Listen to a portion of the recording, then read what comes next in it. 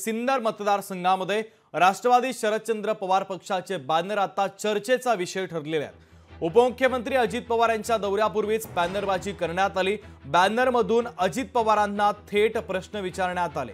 लाडकी बहीण योजना तात्पुरती सुरू करण्यापेक्षा सिन्नर तालुक्यातील पाणी पुरवठ्याचा प्रश्न सोडवावा, शेतकऱ्यांना पीक विमा आणि नुकसान भरपाई मिळाली नाही असा देखील उल्लेख या बॅनरवर करण्यात आलेला आहे। उपमुख्यमंत्री म्हणून अपयशी ठरल्याचा उल्लेखही बॅनरवर करण्यात आला।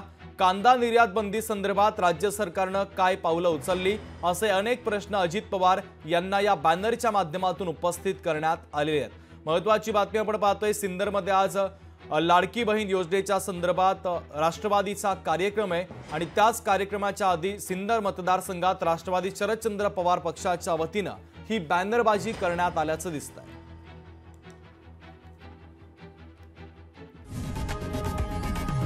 लोकशाही मराठी ऐका, पहा, जागरूक रहा।